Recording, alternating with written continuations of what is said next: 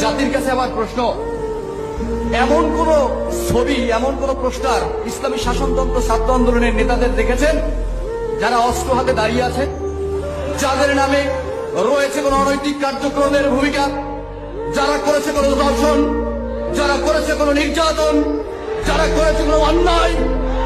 আপনি একটাও দেখাতে পারবেন না। তাই জাতিকে আজকে বলতে চাই যে আপনি এখনো সময় আছে।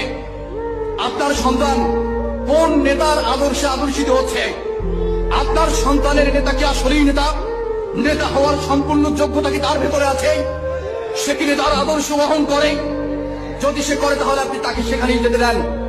আমি অকপটে বিশ্বাস করি, হৃদয় অন্তর থেকে, হৃদয়স্থল থেকে একটা কথা শুধু বলতে চাই, বাংলাদেশ ইসলামী আন্দোলনের নেতা সৈয়দ মোহাম্মদ রেজাউল করিম, মুফতি ফয়জুল করিম কাশেমী যদি নেতা দেখতে চান তাদের চেহারার দিকে একবার তাকান। আমি বিশ্বাস করি এই বর্তমান যুগের ওমর ইবনুল খাত্তাব হলো ফয়জুল করিম কাশেমী সাহেব। আপনি তার মুখের দিকে তাকালে, তার সাথে যদি সপ্তাহখানেক সময় দিতে পারেন, আমি আপনাকে বলতে চাই বাংলাদেশের যে কোনো ভার্সিটি আপনি পড়াশোনা করেন না কেন, যদি পরীক্ষায় নেতার গুণাবলী আসেন, আপনাকে বই পড়ে নেতার গুণাবলী লিখতে হবে না, ওই মানুষটার পাশে থেকেই আপনি লিখতে পারবেন একজন আদর্শ এবং যোগ্য নেতার গুণাবলী। আমি বিশ্বাস করি সেটা। সম্মানিত অতিথি, আমি বলতে চাই